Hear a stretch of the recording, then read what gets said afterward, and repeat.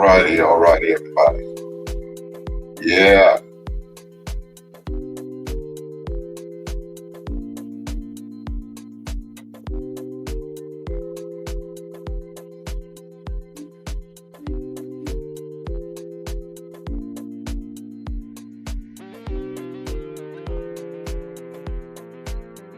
Welcome.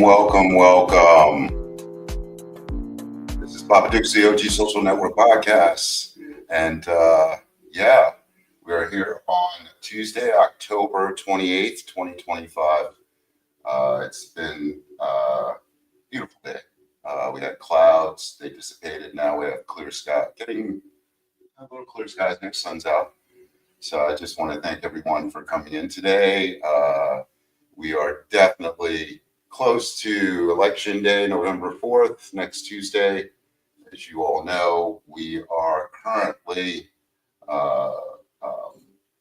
supporting Zohran Mamdani, and I just want to say this is probably going to be one of the major elections since I would say the excitement really since Obama and 2008 elections. And this man is definitely going to be leading us into history. We do need new blood in the political arena. It's time for change. And I got to say, November 4th, you better be out there. It's early voting. It started October 25th, so we're already 3 days in. And it's November 2nd. Please forgive me. I said November 4th. Well, early voting is from October 25th to November 2nd. And then election day is November 4th, which is Tuesday.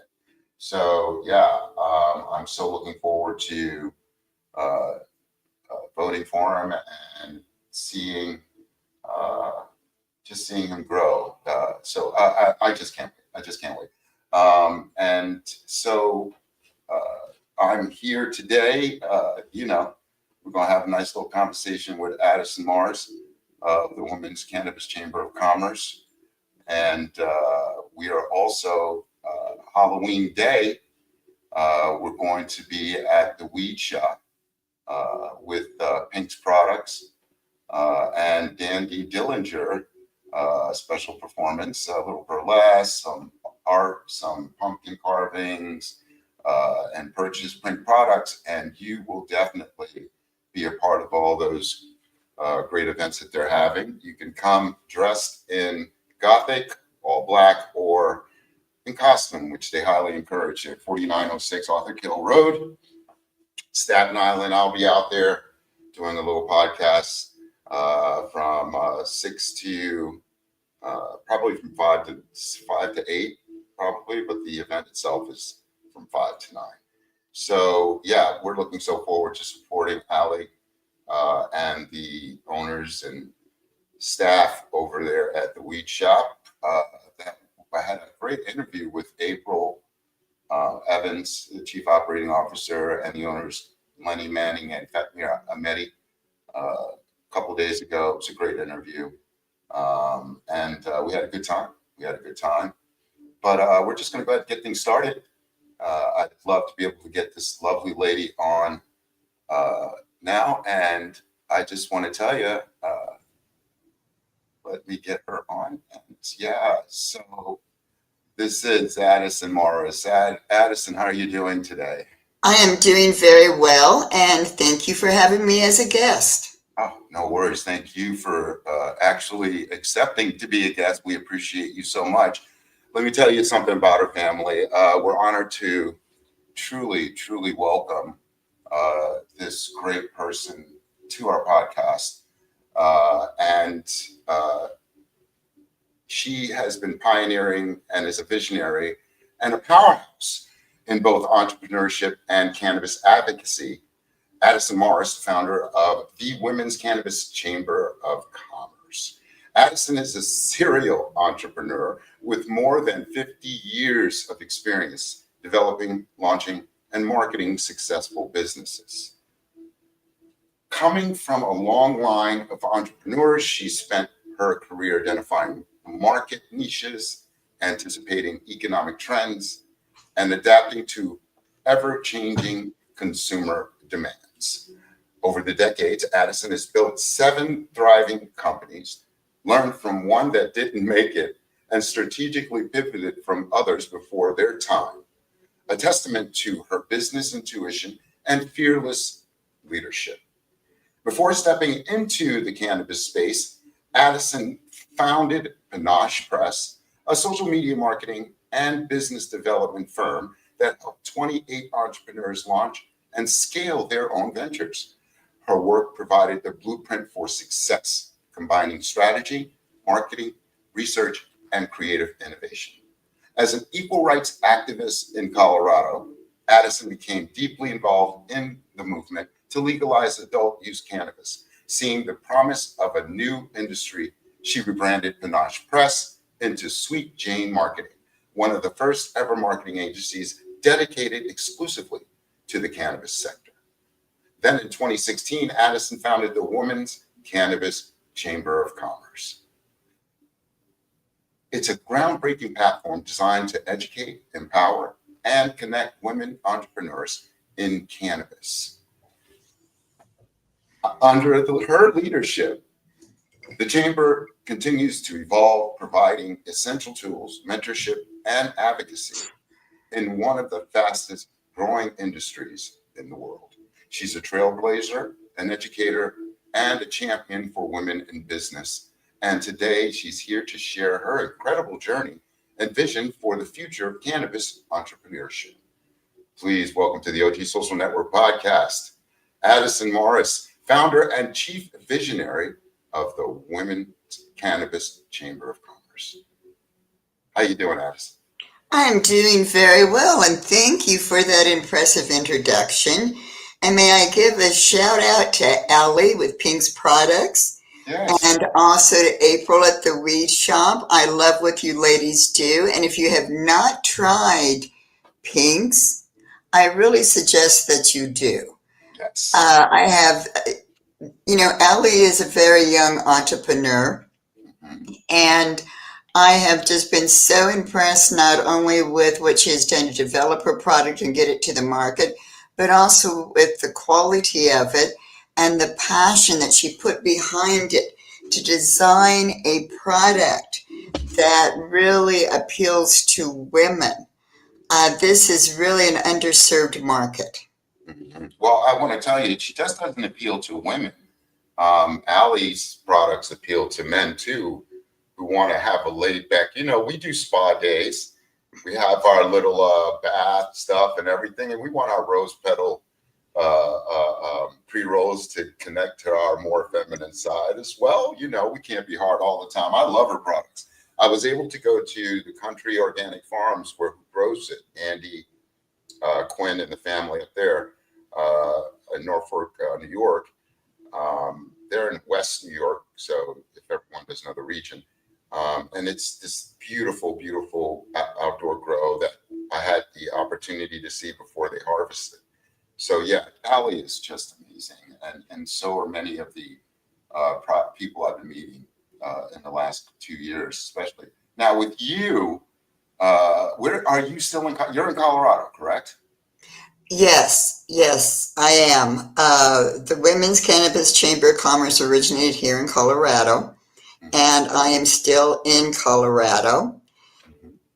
With technology, the internet, and just the ability to travel wherever you want to, with the cannabis industry, I don't think your location, unless you're in a plant touching business like a dispensary or a cultivator or even extraction, it does not limit you. And with what the Women's Cannabis Chamber of Commerce does, our goal is really to reach out across the entire country and to start building a really strong women's business community of women in the cannabis industry. And across the country, whether you are, it doesn't matter what state you're in. When we talk to women, and we talk to a lot of women, the Women's Cannabis Chamber of Commerce became official in 2016, and we have members across the country and a few in other countries. But what surprised me as I was developing and trying to grow the chamber back in the day, although I should say there was nowhere to grow because we were the only people with rec, I assumed that we would that the direction of our growth would be to the West Coast. And while I was paying attention to the West Coast, there's a moral in this, which is pay attention. We were developing this huge base of members on the East Coast, particularly in New York and New Jersey. Go ahead. Oh, well, yeah. And what has been your experience since coming to the East and expanding your organization?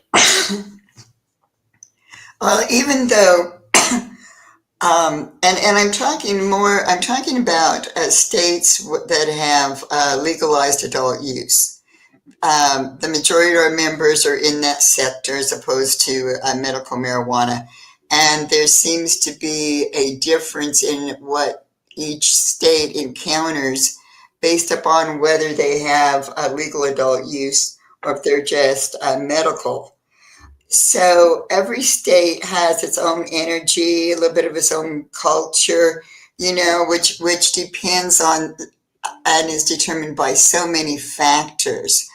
But so I think that the approach, the culture, the general atmosphere varies with different states. And New York has a vibe. New York is so alive, so vital, it definitely has a vibe. And it is a high energy. The cannabis industry is a 24/7 hustle. Yes. But I think that New York redefines how much of a hustle that hustle is. And the other thing, and I don't want to offend anyone, in general, the cannabis industry is a very cutthroat, competitive industry. Yes. People use that term, the Wild West. Well, having started out here in Colorado, we truly were the Wild West. The Wild West does not describe New York. There has to be another word for it. Even, in all states, this is competitive and very, very cutthroat. But New York takes that to a whole new level.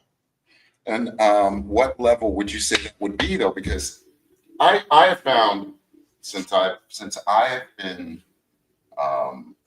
doing this and interviewing people and meeting small businesses, especially the cardholders and the legacy market, they are running into so many performative and predatory practices by, it could be the professional industry, it can be ancillary businesses, or even within the cannabis industry itself.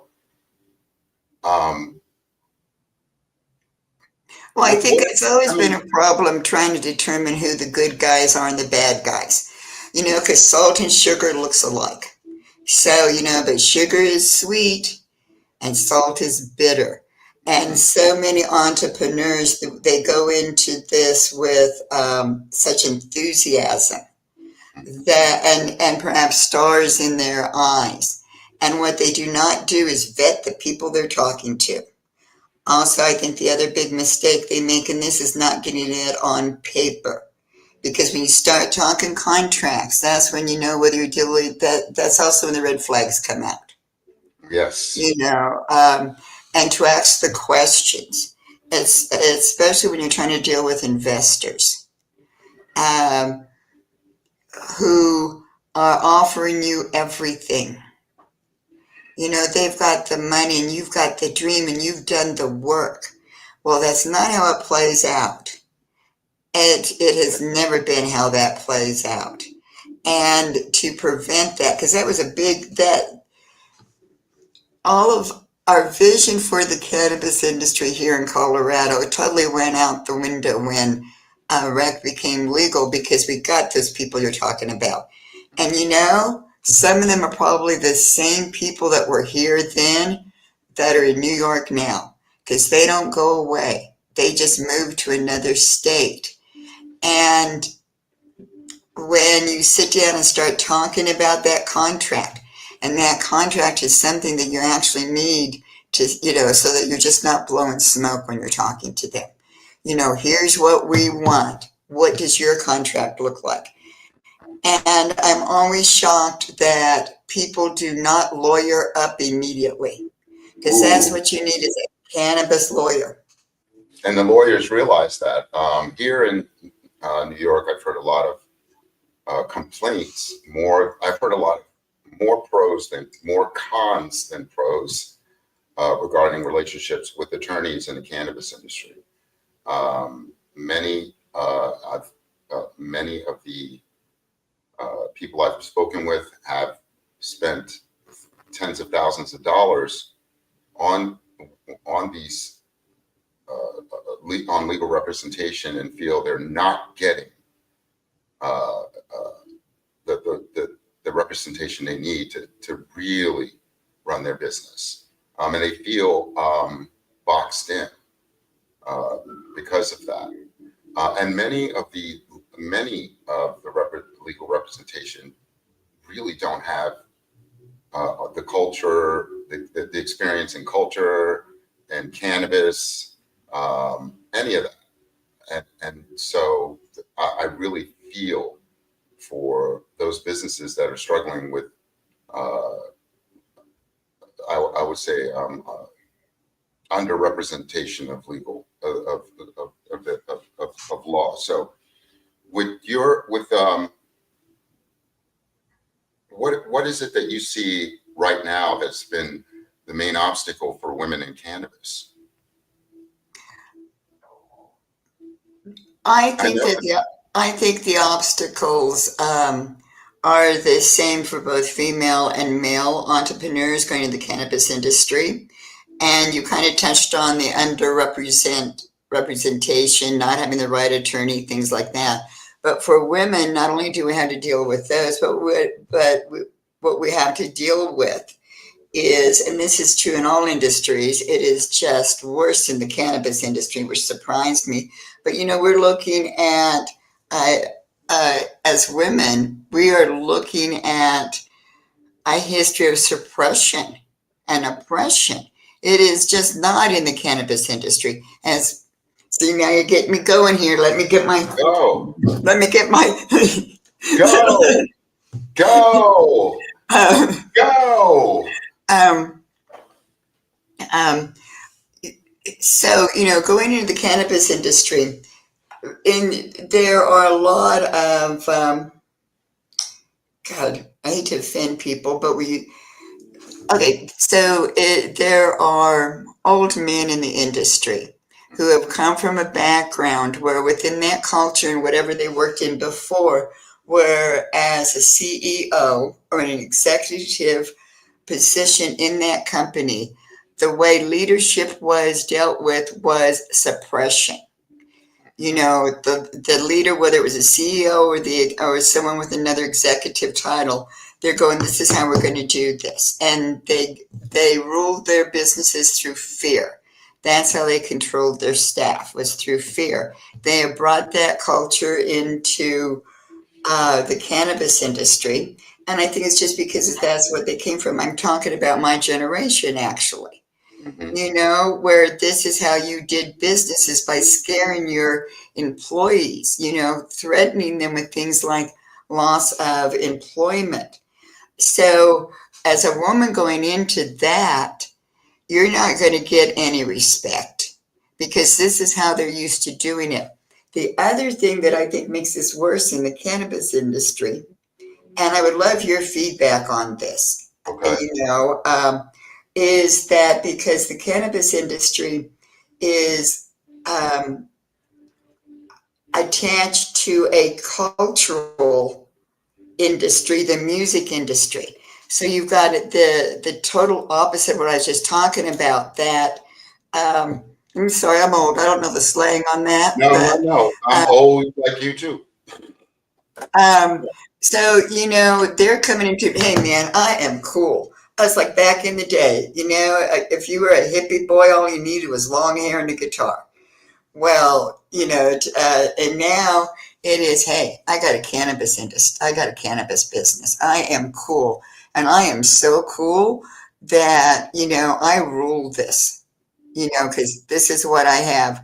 And, that is the same way of treating women as that other group. It just has a different vibe to it. It has a vibe of, oh, this is fun, but it's not really, because I am just totally shocked by the amount of sexual harassment and rape there are within the cannabis industry. Oh my God. Oh God. The only reason why I can't talk about it too much on the podcast is because one, you can't, it's too legal. There's a lot of legal issues, right? But I have heard some horrendous stories that, if my daughters worked at any of these dispensaries that were called out to me, I definitely they would have had problems. First off with, we're seeing that our country is one, it's just divided. The misogyny and patriarchy and just plain, it's just dead. It's dying out, and it's fighting to stay relevant.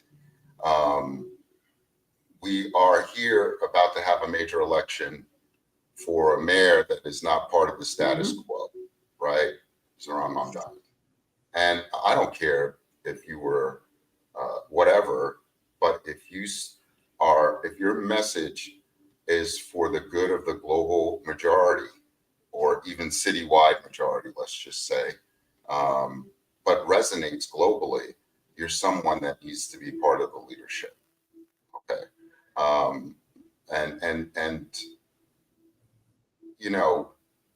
I've heard some awful things, not just sexual harassment, and it's just, what do you think we can do to create safe spaces for people that want to be in the cannabis industry?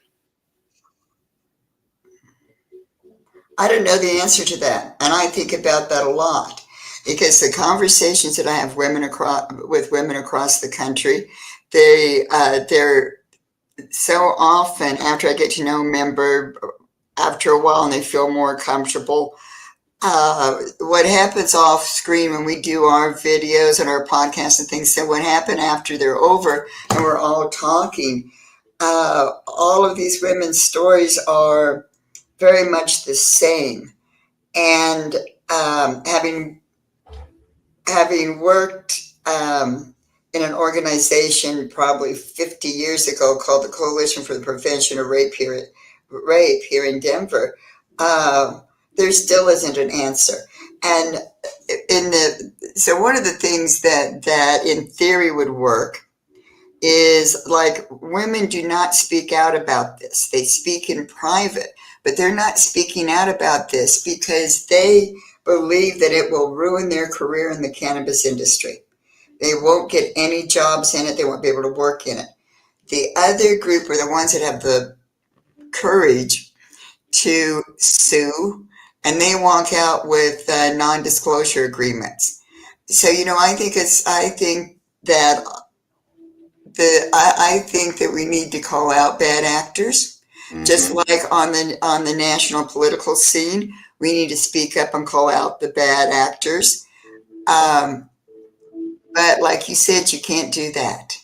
You really, at this point, we can't do that. Also, I try to really stay with the purpose and the mission of the Women's Cannabis Chamber of Commerce. Now, if I ever live long enough to retire out of the Women's Cannabis Chamber of Commerce, I feel that is one of the issues that I can work on.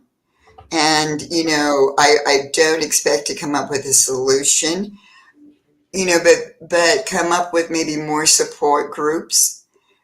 I think about this all the time, and I have for decades, and I don't know the answer to it. Well, Well, I mean, you just kind of, you, I do kind of, I but think you kind of just, gave us some real good insight. We're going to go take a commercial break real quick. Just everyone hold on, and we'll be right back. 20. They provide high quality services and educational resources to support your growth and help you thrive in the cannabis community. Efficient inventory management ensures you maintain a reliable product supply and avoid stock shortages. Their point of sale service tracks sales activity, helping you identify best sellers, top employees, and valuable customers. Stay compliant with built-in reporting, alerting you to the latest state and local regulations. With payment processing, accept payments seamlessly across various methods, including cash and debit. Their customer relation management system builds loyalty, ensuring tailored offerings for repeat business. Proteus 420, empowering your cannabis business for success. All right.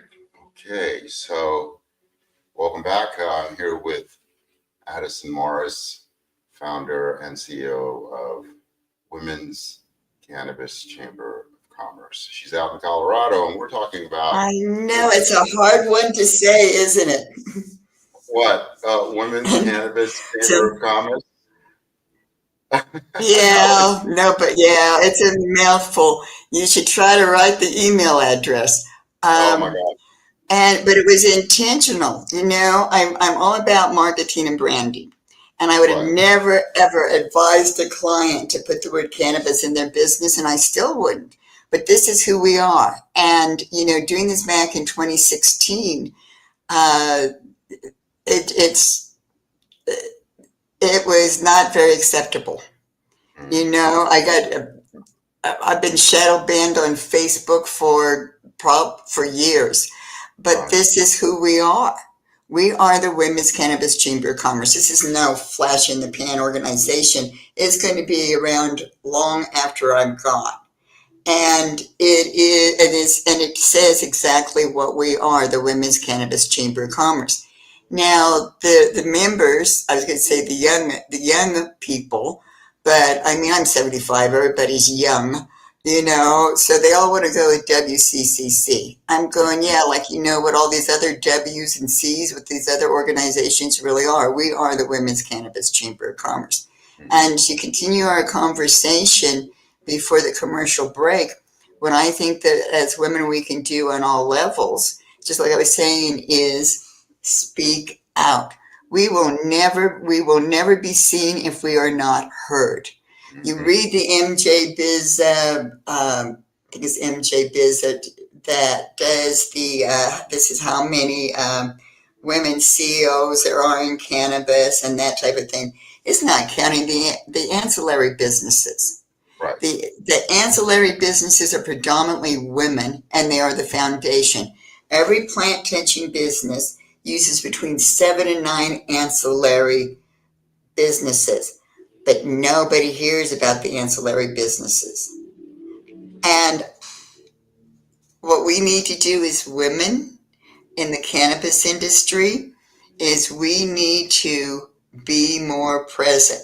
We need to do more podcasts. We need to be on the stage more. Because this thing with women on the stage, this has just come about in the last 3 years, 3 or 4 years. You didn't see that many women on that stage at the conferences and such, and now you do. And we need to make sure that we do have a presence there. And I do have a background in traditional chambers as a business owner. I think that they are fantastic. And then I think even as a cannabis business, you should join your city, your state chamber of commerce, because this is a great resource. I mean, we're not walking around wearing a sign saying, "Hey, I'm a cannabis consumer." So you never know who or what. You I believe in conversations, but you have to have a lot of conversations just to get that right one. But that Right. right conversation can change the direction of your business and your life. I've met so many beautiful people over the last year, and have heard everyone's story.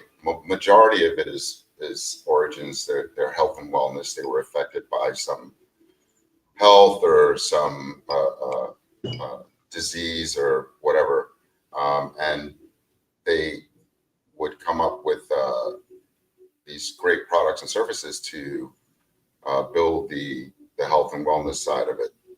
Do you have, Hmm. can you tell us more about your members? Like, what type of members And they're are called women, aren't they? yeah, because almost, I would say about a good 80% of them are the ones that got these great brands. And I know that their dedication and commitment to providing these products from pre-rolls to any type of CBD or THC uh, product, uh, they really are. Oh man, it's just for me the cannabis industry right now. It's yes, it's cutthroat. Yes, it's going through its phases, but we have something I think a lot of other industries do not have is this community, that this culture that when we do come together, we really want to see each other's success. I build Yeah. right. Oh, yeah. I'm building a network here of different brands that are able to work with the retail and market the farmers, excuse me, the cultivators, processors, and and and the main thing for me is to none of them are predatory. They all of them want to see everybody's success. Um, can you tell me a little bit like about your members? What's the demographic of your members? Um, Right. so Well, you were talking about about people going into this with their health story. They were caregivers, so, someone else's health story. So women entered this with their hearts. Men entered this with greed. And I mean, there are exceptions to the rules. I mean, you just can't put everybody into one group. And so early on, um, having been a medical state, um, we had a lot of organizations that dealt with patients. And we had a lot of medical marijuana refugees here. So I felt that we didn't need another organization for patients, and I did not want to reproduce something that already existed.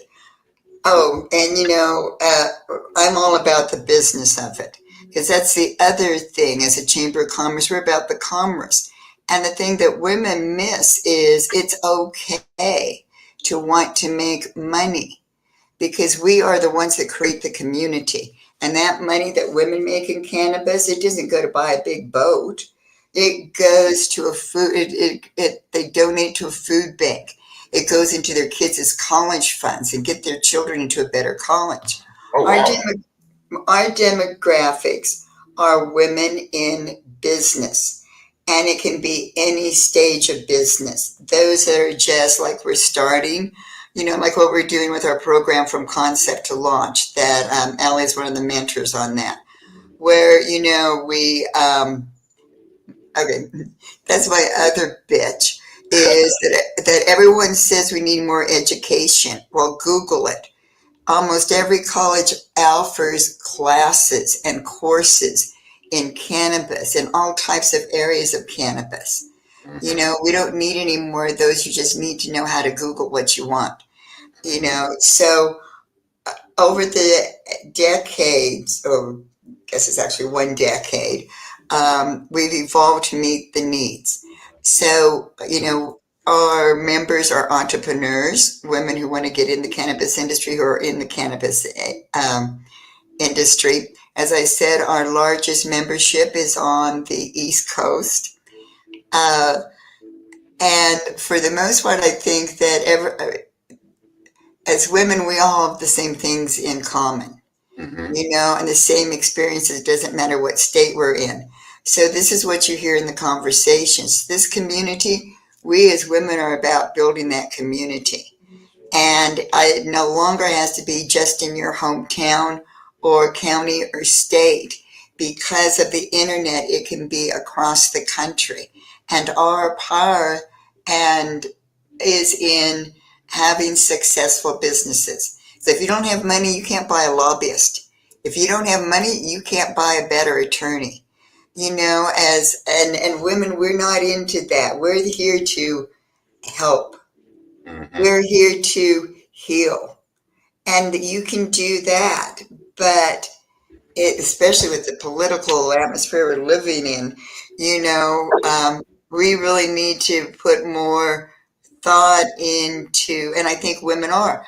Also, I find that my members on the East Coast, and I'm going to again say like New York, New Jersey, particularly, they are motivated, and their motivation and their energy level was greater after 2020 or after COVID. I noticed a switched in the attitude and that sense of urgency. Mm-hmm. Did that answer your question? Yes, it did. I mean, like, there is a huge motivation here in the East Coast, especially in the Northeast area. I've talked with multiple uh, women business owners, and they've got plans, I'm very excited for it. Especially, like, for example, I like talking about these two ladies, Liz Quinn and Sayuda Abraham. Liz Quinn is in New Jersey and Sayuda is in New York, right? Yeah. And they both started in their own respective rights in each state, 55 and older organizations. Silver Serenities with Sayuda Abraham, and Liz Lights Up with Liz Quinn, right? So, and they want to educate. In fact, many of the organizations I'm talking Now, to, like Liz's focus is on medical and on seniors, and medical, there's really a need. Well, right? there is a need for that, but uh, I've got an attitude when young people say, "Yeah, we need to educate the elderly and the seniors." Oh, sweetie, the only reason you're going to No. see us at a dispensary is because doggone our guy died. It's as simple as that. Now, we may not know how to dab, and we Right, may be a little vague about terpenes, right, but we know what we like, right. and we really do embrace this. So I think what, particularly with Liz, with her market, and that's what it is a market. I live in an over 65 community. Mm-hmm. Not intentionally. I just wasn't paying attention when I rented the apartment. Um, Seriously, I just thought it had an abundance of parking and was probably close to a hospital because there were people in scrubs in what I thought was a lobby. Um, Did you move into a hospital? Well, well, no, but we're not all in this. We're not all. We're not in this same age group or health. So there are right, caregivers or something that comes in. I don't really pay attention. right. Although it was acutely obvious the day I did move in, and I'm going, but so, um, um, so it's not even a rumor. If you want gummies, you go to somebody on the third floor Yeah, yeah, because yeah. because they're all into gummies, you know. And then there's that group that walks their dogs every day at 4:10, and the park's about 10 minutes away. Right. So, and the guy with MS in the wheelchair who disappears several times during the day um, behind a big lilac bush across the street from me. So, I mean, it's just you don't need to educate. You don't No. really need to educate us. You just need to really support us in this. But what I've noticed is that in the last year to 6 months to a year, there have been more women coming into this who are, as two of them just described themselves, women of a certain age. So right Okay. there, I know that these women are younger than me because I don't say I'm a woman of a certain age. I am just effing old.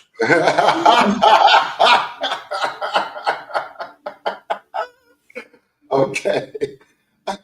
All right. Let's switch it over. I want you to tell us about Sweet Jane Marketing. What's the Oh, well, that was actually the catalyst for the Women's Cannabis Chamber of Commerce in a lot of right? ways. So, um, having been an entrepreneur and been in business my entire life Mm-hmm. because I'm totally unemployable. Um, when we were campaigning for adult use, I'm going, well, yeah, this would be a nice transition to make. I mean, like, how hard can it be? Business is business. Right. Well, that was dispelled quickly because this is not like any business out there. Nope. I was, yeah, I'm going, well, yeah, that didn't see that coming. But with Sweet Jane Marketing, because what I do is, and I'm using the word business development, because entrepreneurs, they stop listening if you say business plan. And Mm, yet you need a business plan. Back in the day, you needed a map to go somewhere. Now we have GPS. I don't know how I ever found my way home without it. But, mhm. so there's no GPS for the cannabis industry. You need to create your own.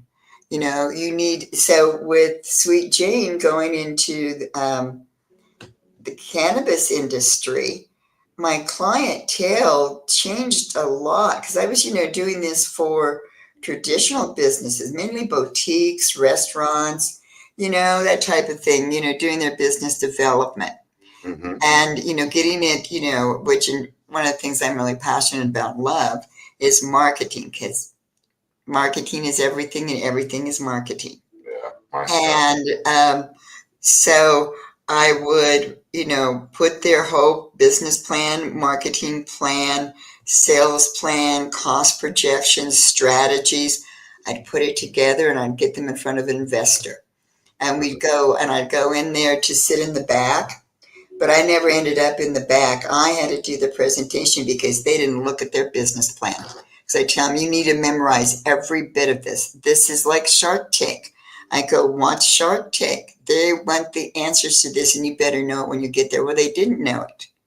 And what I found was by answering the questions, the investors oftentimes did not ask what my role was in this, which they should have, Mhm. because my role in my mind was done. Mhm.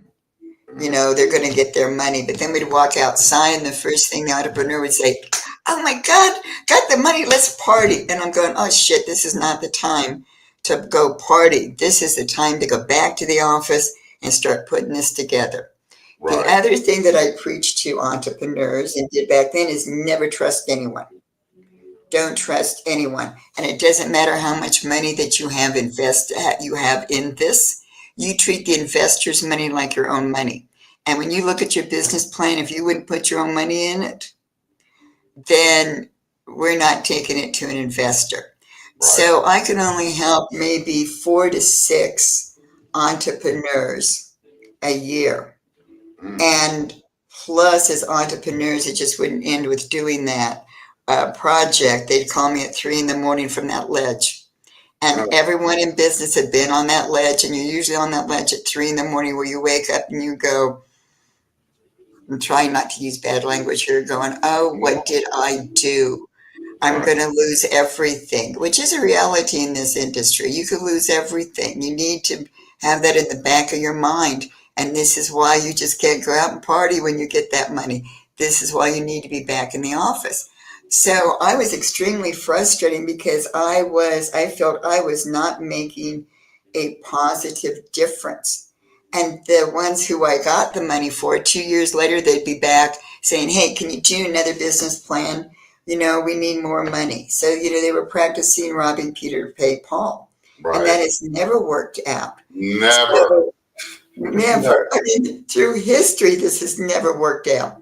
So, Never. in wanting to, so I thought that through the Women's Cannabis Chamber of Commerce, or Cannabis Chamber of Commerce, because I started with the Cannabis Chamber of Commerce and then evolved into the Women's Cannabis Chamber of Commerce, that I could help lots of women entrepreneurs because I could develop classes, I could develop mentoring, I could get more than, say, 4 entrepreneurs into business per year.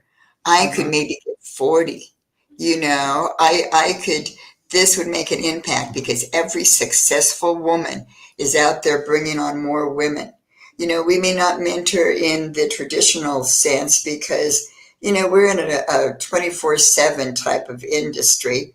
And as women, we have more on our plate than men usually do because we've got family. Oftentimes, we're the caregiver for someone with an ailment, which is how we got into the cannabis industry.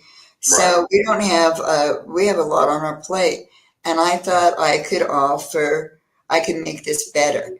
But each one of those women, they're going to hire other women and really help them. This is how we mentor in this industry, and also by exchanging information. Because it sounds great to go to the conferences, expos, meetups, that type of thing. But oftentimes these have more, well, they should, because we should, they have that more of a party energy. And like I said before, you've got to talk to a lot of people before you get that conversation that's going to change your business or your life. So I thought that the Women's Cannabis Chamber of Commerce would accomplish that goal on a higher level. And it actually has. Excellent. Excellent. How can, where are you going to be at MJ Biz this year? I haven't decided. Frankly, I have gone every year. It has just been absolutely amazing.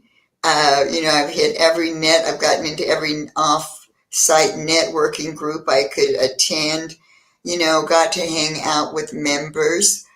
Met just some absolutely amazing people, Mm-hmm. and new innovations. Not once have I gotten a new member. Not once has it brought me business. So, I'm really rethinking how I could use that 4,000 better. Now, Right. also, one of the things that the Women's Cannabis Chamber is involved in is the Indigenous Women's Cannabis Chamber of Commerce, which is a nonprofit that is launching in March. I believe that's March at Res 2026. And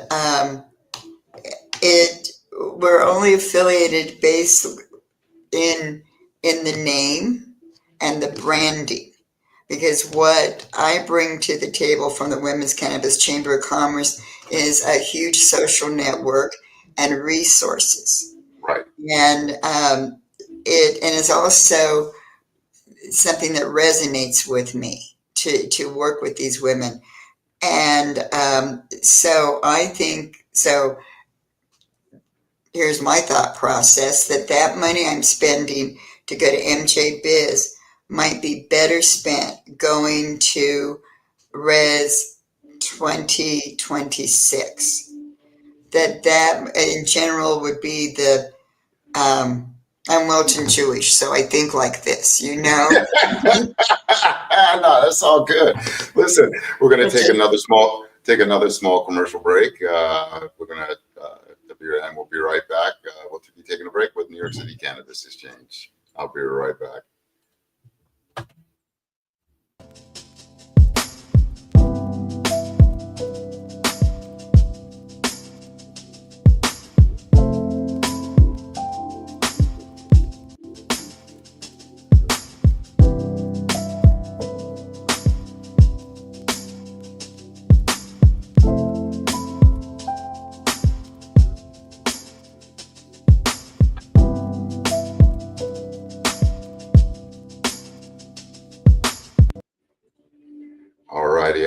to give a nice little special shout out to my sponsors.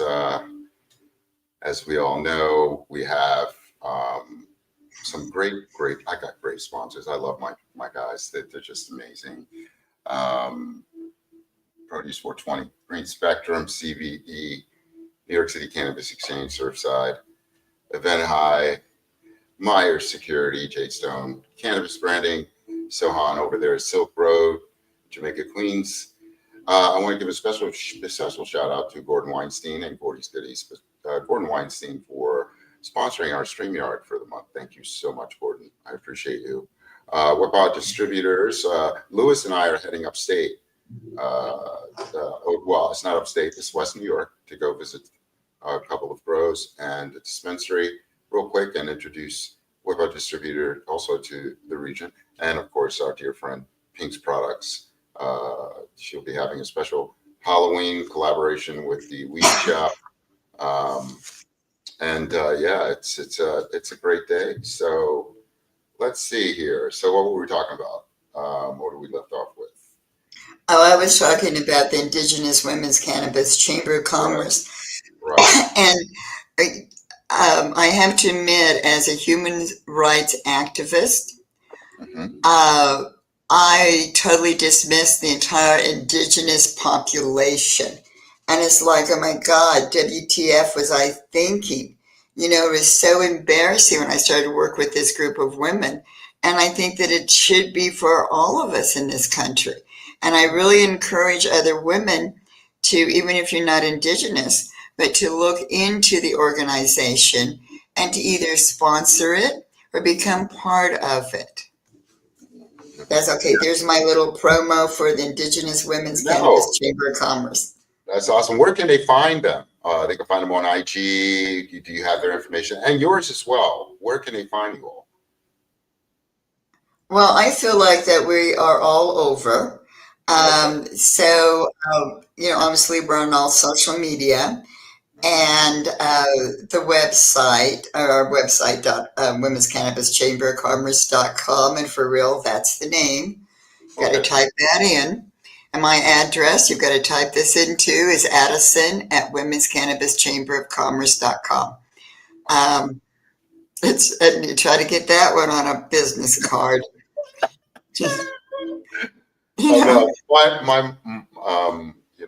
My mom has Women in Jazz South Florida. It's been around for almost a little over 20 years. She's a huge activist in women in music.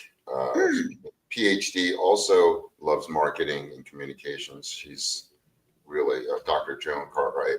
I'll be doing a little special for her because she just hit me to, you know, you have those conversations. Do you follow me? Do you look at this? Da, da, da, and you really don't follow your parents. And you should. And then one day I Googled her name and she has well over 150 pages on Google. Like, it's ridiculous. And so many books. And I'm embarrassed right now to not. Oh, love it. You know, I'm very proud of her. She's amazing. She's also a huge cannabis user. So, but when you, what's the future for you all now? What are we looking for 2026? Well, our focus is, like I mentioned earlier, is to start building that business community of women in the cannabis industry from across the country, because we're not going to stay in one state. I mean, we're talking, you know, our members are entrepreneurs. They're already, actually, some of our members are already in New York, and they're coming out of the West Coast, and they've already made that transition into New York. You know, there's a time where I would have said that my prediction was that, and I would tell entrepreneurs to prepare for federal legalization, to prepare to make that transition, prepare to move their business into other states. Our current political situation on a national level, I honestly did not see this coming. So I have no predictions whatsoever. Yeah.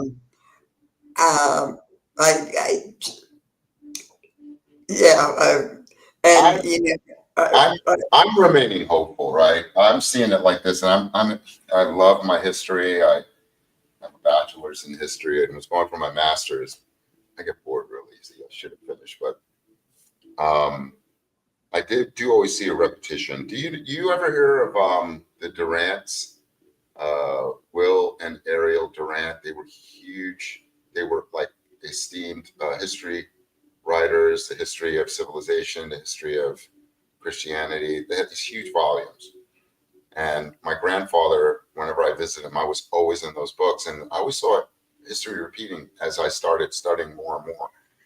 And what I'm going to see, I hope, is one, we have access to more knowledge and the truth.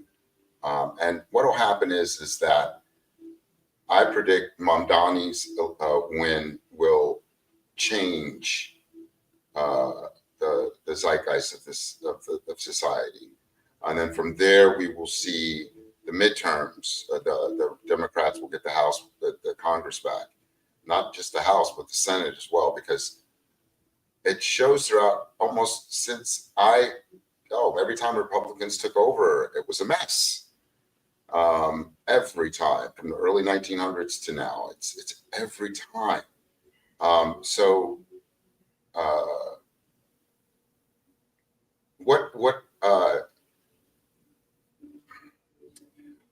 how do you feel? Do you feel the same way? You say you have no hope, but I feel. No, I have hope. I mean, I hope not. Reduction. Right. I'm sorry. Oh no. No, that we don't have hope, but that we're unsure about the political, yes, about what's going to happen. Unsure. Not that that's wrong. So, but in the meantime, are you going to be? Do you prefer your flower vapes, or do you dab? Oh, that is a very safe question. I was all prepared to go off on one of my rants on that one, babe. Okay, that's actually, I prefer. I prefer a flower. I prefer to smoke out of a pipe. But I am. I have tried dabs, and the first time I tried them, my reaction was, "Oh shit, this should be illegal." Right? I'm just going. And I had heard about it from other women, and they were saying, "Yeah, man, they're cooking cannabis," and it's like, "Oh my God, that's terrible." So I was prepared, and we had pot clubs and lounges here, illegal ones. I mean, and so I was at one of those, and this young man asked if I wanted to try one. And I said, "Oh, this is what I heard." And he goes, "Well, just take it." He goes, "It'll just be a teeny, teeny one." I did. It was great. I'm going, okay. And in my mind, I'm going, this should be illegal. Mm-hmm. And then a person that was in my age group was standing next to me, and he said, "You want to try a little one?" And he goes, "Oh, no, I want a big one." And he gave him a big one, and the old guy hit his knees and threw up all over himself. So,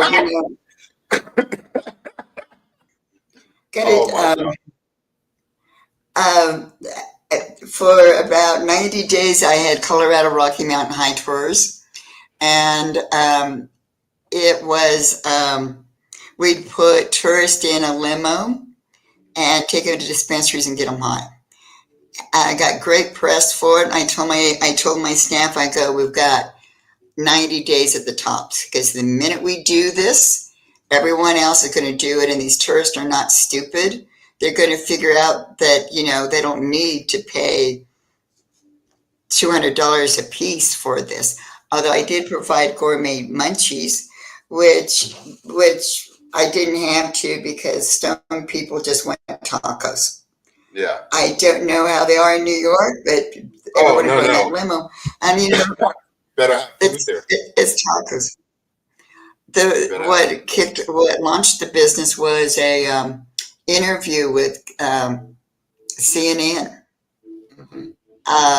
And that's what launched it. But we'd get people in the limo who were in Nam, and they're going, "Yeah, I can handle this. I can handle this." And we're going, "No," because we had a concierge with them, and we're always saying, "No, you've got the altitude. hydrate, blah, blah, blah. And, 2 joints later, we were taking them back to their hotel. Right. And, yeah, so no, I still like flower. Although I do Right. vapes because Right. they don't stink and it's a different Right. kind of high. It's more functional. This is, I And want, yeah. Yeah. yeah, Yeah. You see this and one? Hold on. Let me see if you can see it. Hold on. Oh my God. This is awful. There we go. See that? That is, yes, yes. this is House of Sachi's. It's Skittles. Oh, I forgot. But it's awesome. It tastes great. What I like about this is the technology. I haven't had to charge this thing in a month. Oh, because what I like about And, this is the and it, technology too. and it burns slow as well. Because with this, the cartridge never leaks. This is Yeah. disposable. You can put it in your purse. It looks like makeup. I mean, not that I travel with, Right. not that I would do that, but it looks I like do. I do. look, I do. looks like lipstick or some Right. beauty product.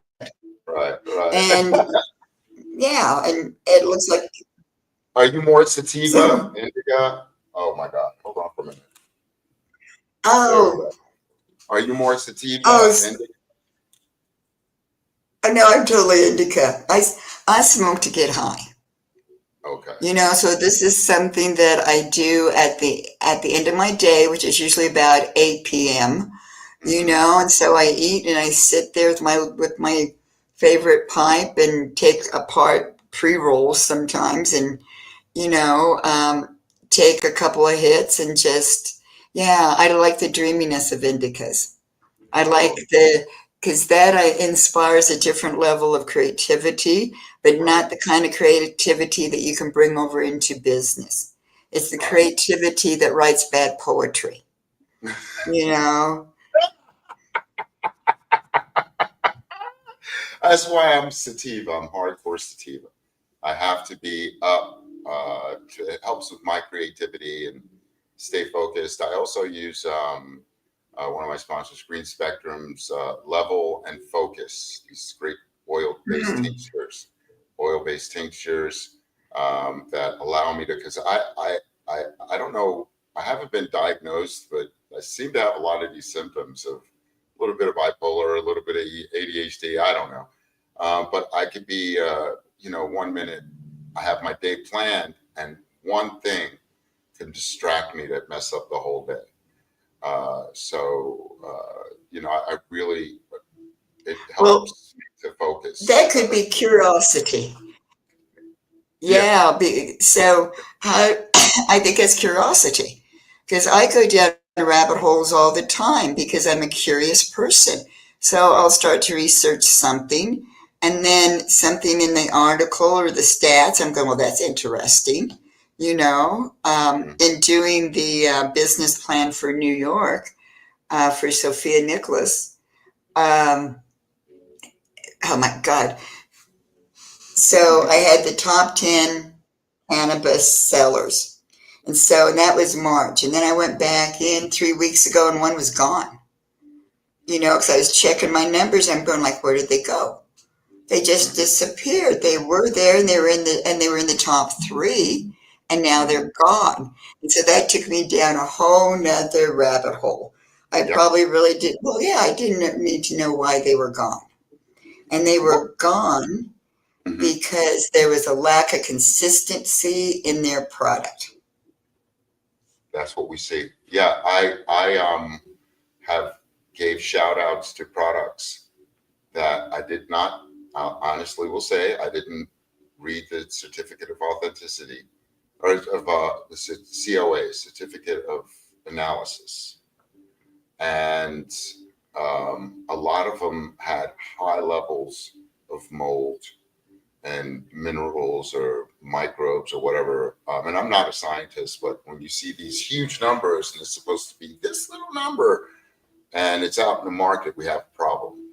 So yeah, New I York have a is, I have a question for you because I don't yeah. know. I'm curious about this. So it's also a company that got into problems because they were bringing their cannabis in from another state. Not supposed Why? to be And this is pretty common in New York, and it's not common in other states. So is there a lack of supply of cannabis? Why would you bring it in Oh from? no, that's a black. Well, one, if any out of state product is in a New York dispensary, that dispensary will potentially lose its license. The only thing that's supposed to be in legal cannabis dispensaries are New York State products. Now, So why are they? those What? products those products may be from MSOs and ROs, but why it's happening is because one, OCM doesn't have the manpower to Mm. enforce the law. Two, and the dispensary owners that are doing it are know they can get away with it. So, and I can guarantee you, it's not going to be in their inventory or on their POS or whatever. They're going to have a side whatever to sell that product. There's no way we can sell out of state products in this state at this time. So, What? so if it's happening, sooner or later they're going to get busted. Sooner or later. I do understand why people risk that. You put all that Well, money and all it's that it's work. greed, Yeah. humanity, human nature, greed. Really, I mean, I had to explain to a young dispensary owner who was taking risks, and I hope I got to him. But that, like, dude, look what you had to do to get from application to grand opening. Okay, and you're in a great location, but you want more. You need to tone that back. You're already here, focus on it, build it up, and within 10 years, you'll be able to be a, a, a credible business in this particular market. He's, I don't want to say he, she, or whatever. Um, they were doing too much, okay? Having their cake and eating it too, and you can't do that. Or at least be overt. But it's human nature. It's people are going to do what they want to do, especially when you don't have the same financial and tax representation that other industries have. They're paying like a lot in taxes and are being raped by the local, state, and federal governments, including ancillary businesses, including some brands. You know what I'm saying? It's just human nature, and I think, Hmm. as a business owner, you would want I would hope every step you have to take, you're going to make the right step. But that's hard when you got all this money you need to make to stay in business. And until they fix the federal banking laws and the state banking laws to ease those tax burdens off the retail, the cultivators, processors, even those brands that are white labeling, people are going to make every effort, they're going to do anything in their power to stay in business. And part of that is cheating and greed and going back to legacy and creating another underground. That's just it. How do you fight that? Well, make it fucking easier for them to do business. Do you do you find this when you talk to entrepreneurs or just people in general about the cannabis industry? There's this misconception that everyone in it's making lots of money. Oh God, no. The only people that are making money are those that have a great strategy. Now, I'm not talking about the MSOs and ROs, those that already have the money. They're losing money too, by the way. And because a lot of them aren't a part of the culture. And when we call them out and tell them and this and that, and they're a part of this and that, they start losing money. You see, because one thing I could tell you about the cannabis consumer, you fuck up one time, you lost them. It's like the restaurant. It's like going to a restaurant. You take one time. I refuse to eat at this one restaurant. And I know it's still in business. It's great, but the experience was so awful, okay, that I refused to go back. And it's one of the top restaurants in New York City and in New York State, you see, because I know they've changed. Management changed. Somebody bought them out, but I refused to go back because of the name.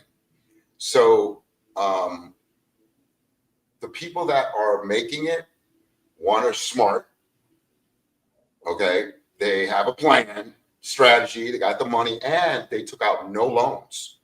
They built everything out themselves, and they didn't need an investor. And I only know of maybe 1 or 2 dispensary owners where that was the case. I think I only know of 1 or 2 if that was the case. So I don't see many people making money. They're in business and they have the opportunity. But for example, you'll have one dispensary in the neighborhood, your local neighborhood. They're relying on the local neighborhood. And the local neighborhood's got so many stash houses and legacy and underground, and you got to compete with that. But if you're in a high tourist, that's what's crazy about New York, is that there's so many places and locations where you can make the money, but we got to keep the dispensaries so many feet apart as well, because we don't want to have a whole block full of dispensaries either, right? So you know, it really depends on the people who are running it. I know there are dispensaries that exclusively only deal with they will not have MSOs or ROs in their store. They won't. They only deal with small business, small batch, this, and this. And there are many brands out there like that can handle that. But everything, when it comes down to Addison, is money and power. Okay, and what I want the cannabis industry to be able to go above and beyond. You know, and I agree. I totally agree. But as I said before, women go in this with their hearts, and it's the men that go in with the greed. yeah, I agree. Yeah, And also, the minute there's big bucks in this, I mean, there were the flags the first 48 hours here in Colorado. And I'm saying, look, you put your sweat and equity into it. This is a good guy. You've been working together. But when people are waving $1 million at you, you change. especially when you don't know. You said something earlier. When you take an investor's money, you want to treat that money as if it's your own. Yeah.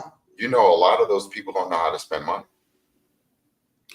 Or you used a word I like, strategy. No one has a strategy. No one has a strategy. None You of them. know, and I'm baffled by that. You need a strategy. I just want to say, do you not know what the cannabis industry is about? And you're just going to go out and put up an open sign and think these people are going to beat a path to your door? Nope. You know, that's not how this works. Remember we were talking about earlier about the working situation, the harassments and all that. Yeah. Right? A lot of people got to remember, those that have card or people that are coming into it. I'm not even going to say it like that. I don't want to generalize it. There are specific groups of people. They were drug dealers, and not just in weed. And they were able to come into a legal market, and they still have that mentality of a drug dealer. You see, and Well, if you're legacy, I mean, I just want to point out, I'm in Colorado and I've been here a long time. I showed up at the dorm on my 18th birthday, and that we've been smoking in the national parks and in alleys, and I had underground clubs that weren't that underground, and this is and all kinds of things came through Colorado. The thing with the legacy is you knew the rules. Excuse my language here. If you fucked up, you got shot. Right. It was simple. Or you got dumped in a desert. I mean, I honestly don't know. I've heard. Well, from back it's, in the it's day. yes, trust me, Just It's we're just like not, when people were shocked about the amount of cannabis coming into New York from other states, oddly enough, particularly from California. They're going, but they're taking. I'm going, look, people have been smuggling across the state lines forever. yeah, that's, You know, it's human. this is not new stuff. I mean, I think there's probably better. Now we have technology, so I mean, I don't know if that make a difference, but it's I just like think why the minute, why be, the minute we became legal, I remember a pound of high-end weed, uh, um, was going for almost $3,000 a pound before we became legal. The minute we became legal, that now has gone down to about half of that. Okay, because uh, one, we love to get high over here, but the market, it allows. I believe, I could be wrong. Um, it allows the underbelly to grow because not many people are going to be able to afford to pay the taxes on mm, weed. Many people don't want to pay taxes on weed. mm, They have been paying. Now we got to start. When you walk out, you want to go into a dispensary with cash, use the ATM. There are three charges on top of what it costs to buy, I believe. So this is state, federal, and uh, tax, and something else too. It's really weird. And city, if you're in the city. So people are going to stay. There's always going to be a legacy market, and that underbelly is going to grow mm-hmm. and grow, like anything else. I always give this analogy, like it's like with any other industry. Um, when the automobile industry came out, there were hundreds of car makers in Detroit and throughout the nation. And then by the time the 70s came around, we were down to what, the big three. Same with oil, same with internet, industry boom.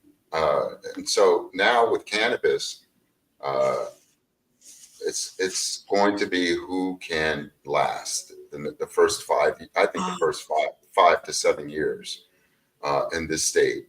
Who has the plan?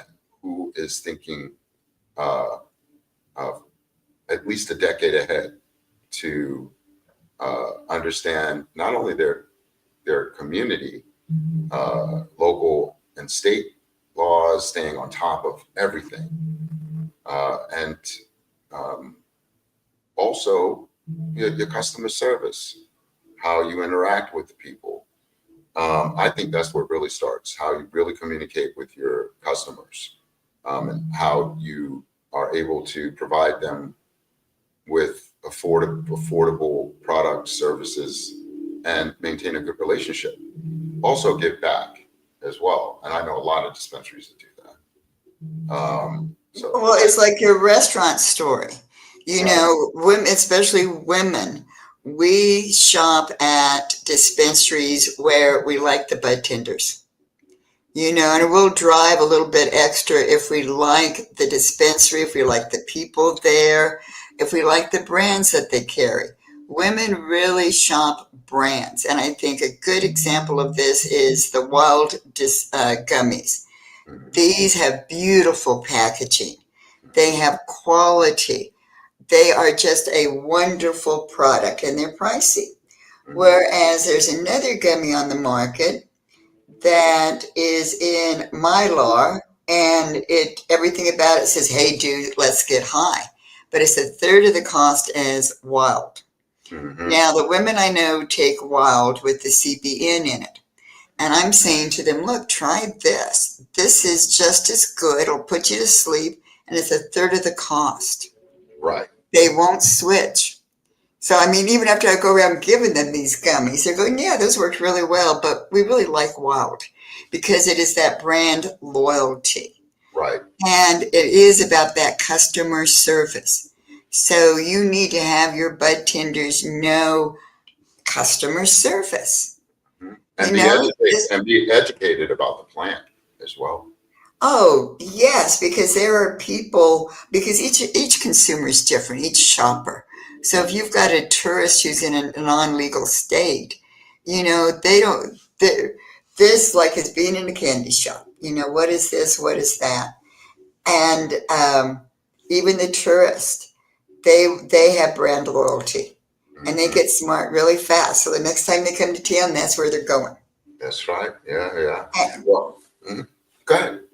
hey, actually, we could go on and on about this all day because I am just getting radical about this, and there's a whole lot of other stuff we could cover. Well, you tell me. I could give you another 20 minutes. I'd love to hear more about it because, I have been blessed to meet my guests and gain so much knowledge, and I enjoy the conversation, and I hope my followers and fans as well. The whole goal for me is to use this platform and have people like you come on and tell your story and give us the information we need to become either better consumers or more knowledgeable about the plant, or just learn about you as a human being.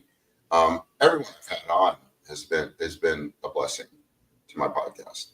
I have to say, I can't think of one guest that has been, and they all have been very informative. What is it that you want to get off your chest too? Let me know. Tell me what's up. Well, that's always a dangerous question.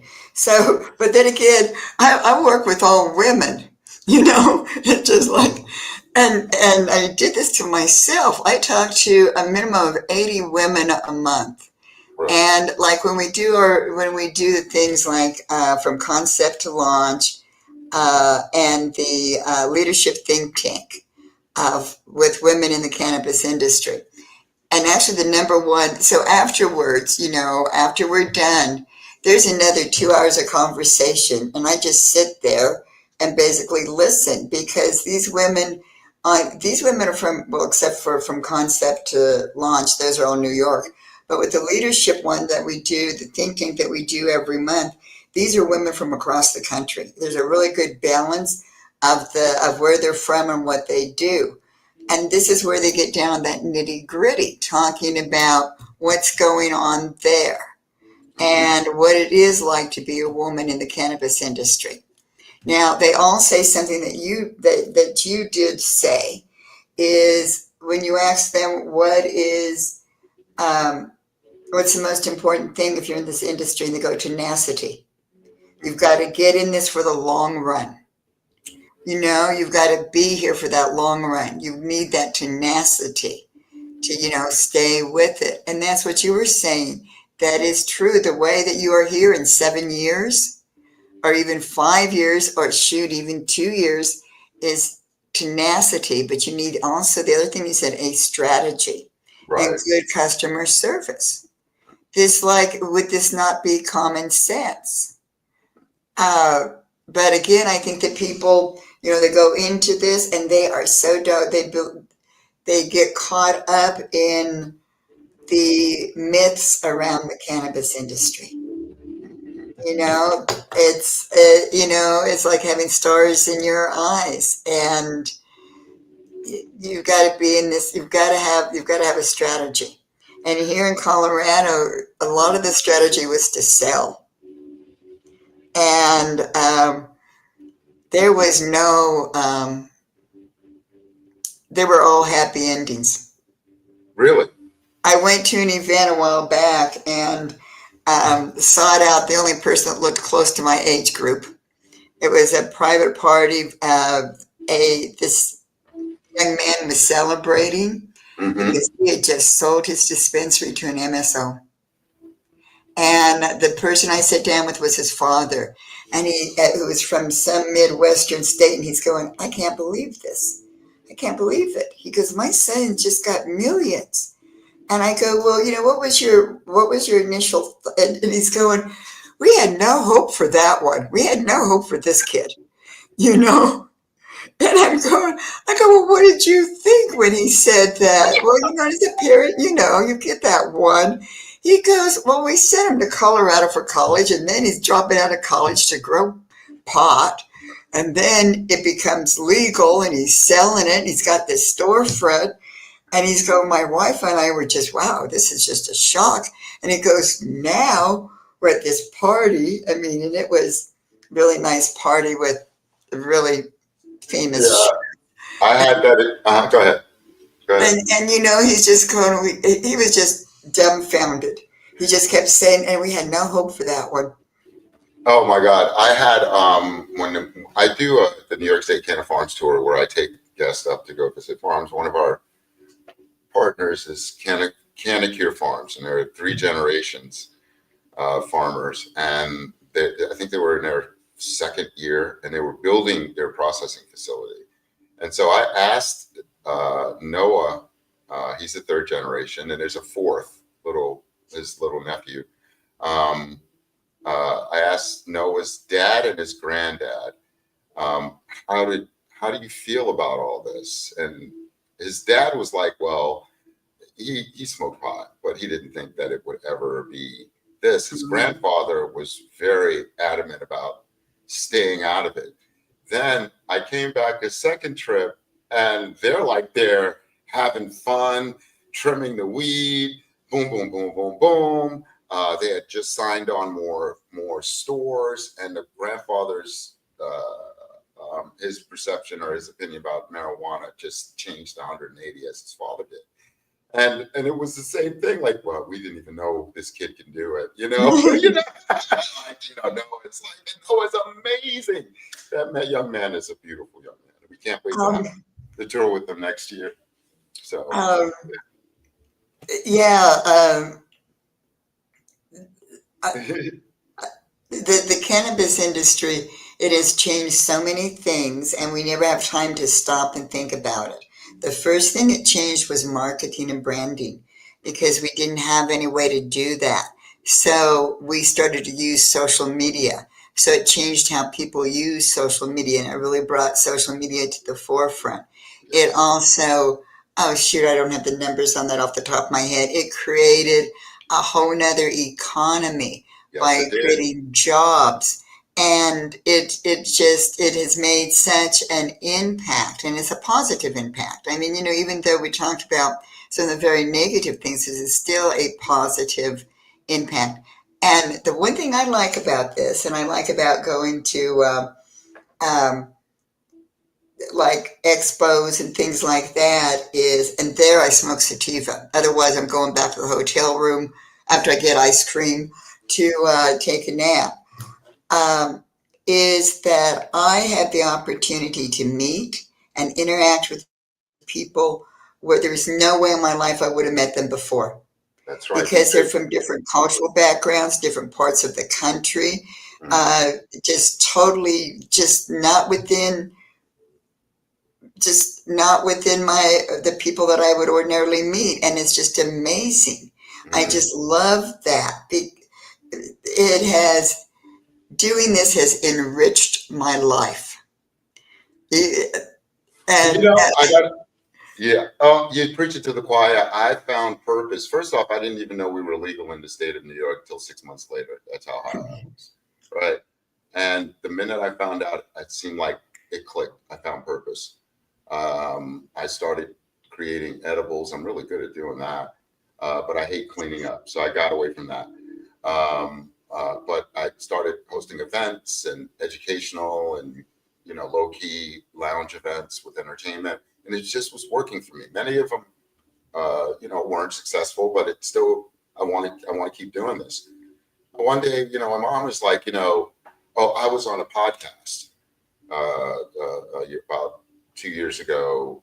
And my mom saw it and said, you need to do a podcast. It was very engaging.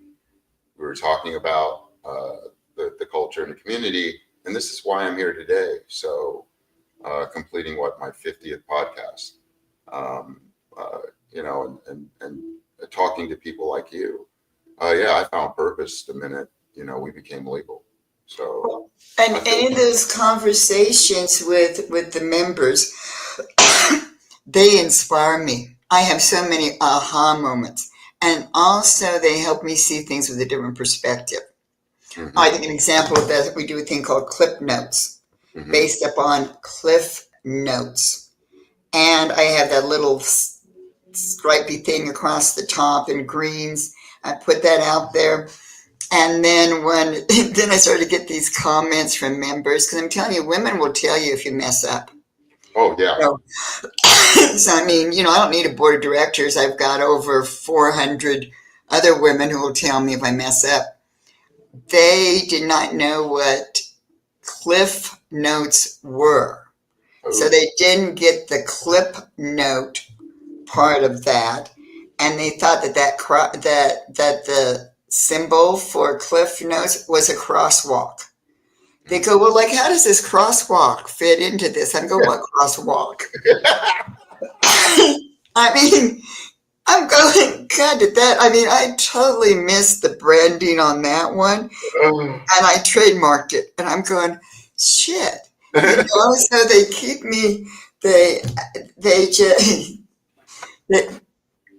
um, they really inspire me and, enlighten me. I'm going, oh yeah, and also help me see the world in a different way. mhm. Um, and I also forget what it was like to be 20 years old. I'm going, shoot, everything's a drama.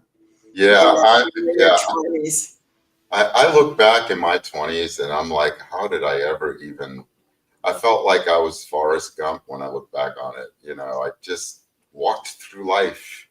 I didn't Oh, wake up until I had my first kid, so at 33. you could have done a much shorter intro for me just by saying an old woman who's very boring and his only interest is business. Because seriously, by the Oh, time I was 20, I'd already failed at my first business and was on my second one. And, the first one was from arrogance and ignorance.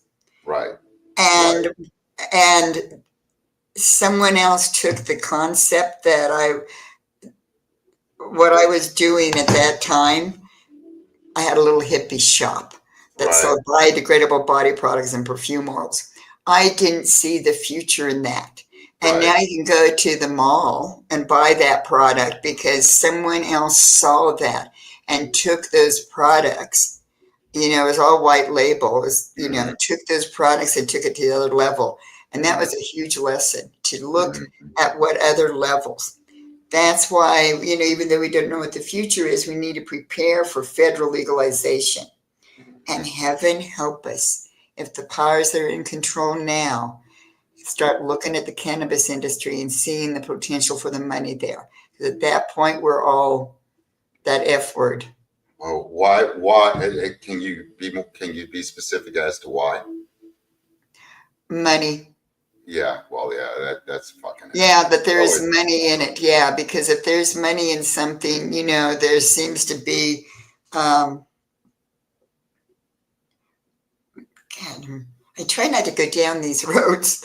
no, but it is. Is it whenever there is a resource, any type of way to guarantee to make a buck, there will be those that are going to take advantage of the situation. Uh, Yes, and every day when we get up and we turn on the news or anything, even YouTube, there are examples of this.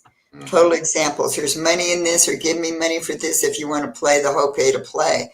And, as long as the group that appears to be in control of our government right now, as long as they don't start looking over here and saying, oh, yeah, there's money in the cannabis industry. Maybe we need a piece of this MSO. Maybe we need a piece of this. Right. Because again, greed brings this in. And the level of greed is just absolutely overwhelming. Yeah. Oh my God. You My remember next thought is, shit, I'm moving to Canada. you remember the movie Wall Street? Yes, Greed. What was it with Michael Douglas? yes. Greed is good, right? And that just seemed to, when that movie came out and that statement was said, it just seemed like it was a green light for people to just go for it, to be greedy and to, you know, um, Well, like you said, there is that pendulum, yeah. not your words, where, we're going to swing back to the other direction at some point.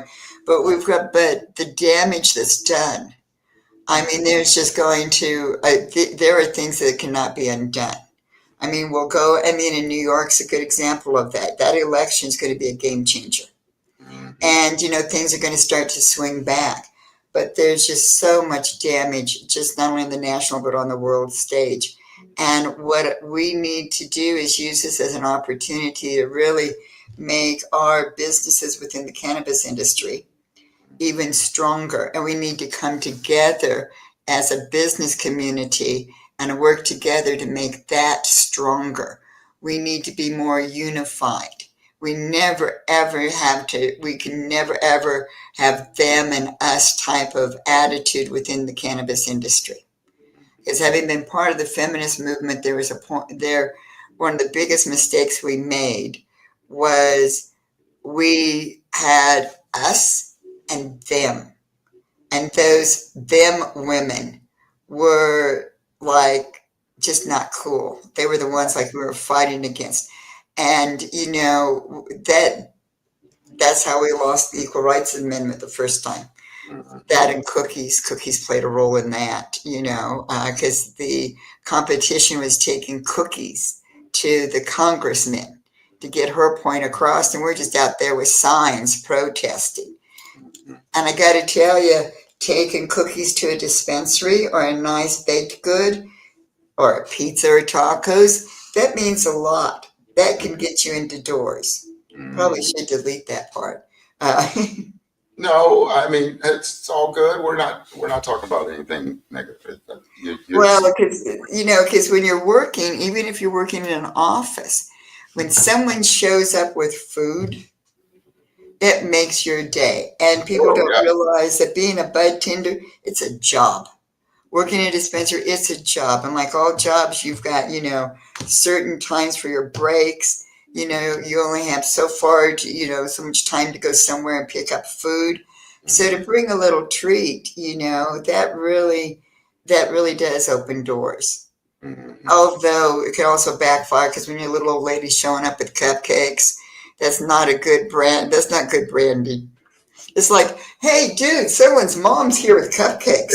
Yeah, but still, depending on how big the cupcakes are and who made them and how big they are.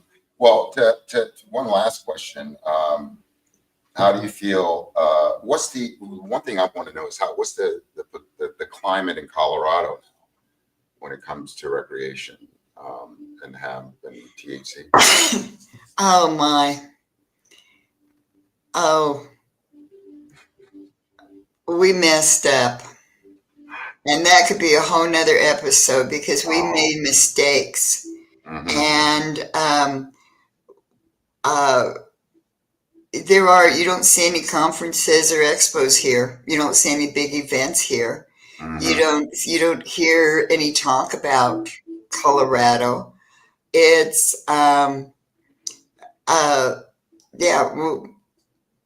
we made mistakes and it cost us. And the one that cost us, I think one of the biggest factors was that we grow some really good pot here, and we overgrew. And just because you can grow pot doesn't mean you understand farming. That there is a supply and demand, and we overgrow, and that really sabotages the business. So it's boring. I mean, especially when you look at New York. Because there is exciting, it's alive, it's energetic, it's New York, and Colorado has always been laid back, but now it is extremely laid back. And where everyone's putting their energy is we've legalized psilocybin. So there's mushrooms. So that's where the new focus is, and it's not the same as cannabis. It's not structured the same. It's just not the same. But it's not the same. Yeah. So but one word is boring. We said boring. Yeah, it's not boring here. No. The podcast is going to be visiting all the cultivators and processing and retail businesses in the state over the next year, more for to gain a lot of content and probably do a documentary. But yeah, it is a very exciting time here. If it wasn't for the current political situation we were in, oh my God, we'd be blowing it up. Because there's a lot of cautiousness too, in that we don't know what the next 3 years is going to bring with this administration. So yeah, we're kind of walking on eggshells over here, but at the same time enjoying the freedom to enjoy our medicine. You know. Yeah, it's exciting, and I hope that our paths will cross someday in New York, Oh, and yeah, definitely. um, When, and when, when will you be in New York, do you think? when winter is over. The last thing I Yeah, want is to be snowed in at the airport in New York. I don't go anywhere in wintertime. I'm going to be doing a lot of at-home podcasts, I think, this winter. And Because just, yeah, that's like my nightmare, sleeping in an airport somewhere because there's a oh, okay. blizzard, No. and it happens. I mean, it I know. happens. I know. Well, we hope to see you out here soon. I'm so glad you took the time out to talk to us today. Well, I really, really appreciate. This is like one of the longer podcasts that we've had, and it was great. I enjoyed talking to I you. And told you that I can be uncontrollable on these, and I've been well behaved. I haven't like taken it over. well, then the next one. That's how it's supposed to be. That they want to hear my fans, followers want to hear you, my guests. You know, they can hear me anytime. I want them to hear you. Oh, I do. sweetie, I have ended podcasts that weren't mine. So, I'm going, oh my God, that's not my podcast. Oh my God. Yeah, well, you're definitely coming back on. We'll be seeing Addison Morris of the Women's Cannabis Chamber of Commerce. Yeah, that is a mouthful. And And don't make me come back and have to yell at you people. You get your shit together. none, yeah. But if that's the case, that would be a great show too. So believe you me, yell. We want to hear the truth. Thank you, Addison. I really appreciate you for coming on. And I will be reaching out to you very, very soon. If you'd like, go ahead. No, go ahead. What are you going to say? Oh no, I was just going to close you out there. So go ahead.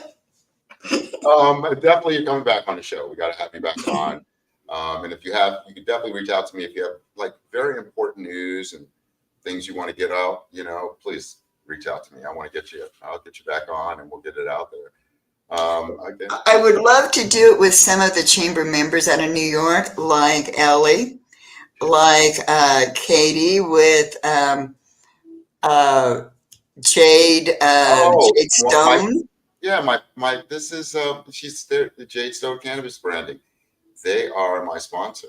So Yeah, so I mean, it'd be really cool to have 3 or 4 of us on there because they're members of the chamber, and we've done a lot together, and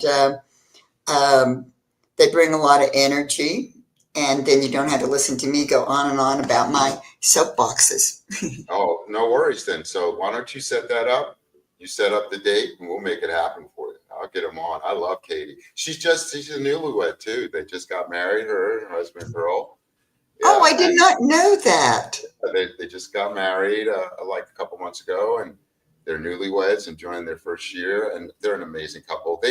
They reached out to me back in March or April to attend the Elevate Innovate event. It's a B2B networking event I host here in New York for licensee holders to be able to meet ancillary and cannabis industry and help them whether to build out or to bring in new products and services in their stores. But I met them and they came and they were just a great couple and they've been so supportive ever since. So I have nothing but love for them. Nothing but love for them. So, yeah. And that sounds like an event I would like to be at. So we'll coordinate all of that. Please do. And And for those who joined us for the 420, by now you probably all need to go get some tacos and take a nap.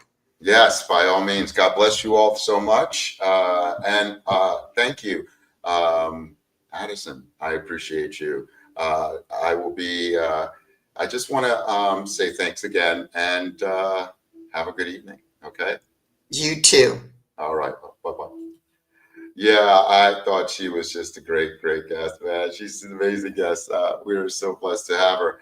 I want to give again a nice shout out to my sponsors and but also too, um, uh, we're going to be Allie's going to be hosting again with the Weed Shop Halloween event at 4906 Arthur Kill Road.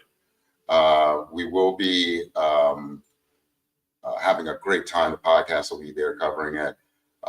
They will be having special events going on, purchase Pink's products, and you could be included in I believe, the costume contest, pumpkin carving, all types. It's just amazing. It's going to be going on. There'll be live music, or excuse me, DJ, and other amenities as well. So I want to give a big shout out to Allie and show her some love. But I do have a special op-ed I want to talk about today before we end the show, which is pretty long and kind of worth it, I think, meeting Addison. She is probably going to be one of the repeat guests we'll be having. But I do want to do a special op-ed today and just talk about like our position and what's going to be going on in the next couple of months in the country, and I am really like very hopeful but concerned about the future of everyone. So, all right, folks, let's just talk about the government shutdown situation that's got everyone's wallets feeling a bit chilly. Now, if you're relying on EBT or SNAP benefits, yeah, this is no joke. It's like someone decided to play political football with your grocery budget. And spoiler alert, they're not exactly scoring any points for the home team. So here's the deal. Hashtag close your wallets. I mean, don't go splurging at these giant corporate stores who probably won't feel a pinch anyway. Instead, if you have to spend on local. Support your small businesses, your minority-owned shops, your neighborhood spots. Let's give the big guys a little sarcastic side eye and say, nah, not today. And hey, let's get really bold. How about we skip the big holiday blowouts this year? I know, that's like telling you not to put up a tree or light a menorah with extra flair, but think of it as like a little protest with a wink. The message? We're not feeling the corporate beast while the government's having a shutdown. We're just not feeding the corporate beast.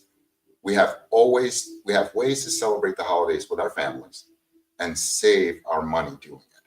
So let's keep it real, keep it local, and empower our communities as we tell certain folks in power, thanks for the mess. We'll just celebrate on our own terms. Stay strong, America. And I want to thank you all so much for coming today and being on our show. This is definitely one of the better shows we had. And I appreciate you all so much. This is Papa Dukes of the OG Social Network Podcast. Thank you. And remember to relax, relate, and release. Peace out.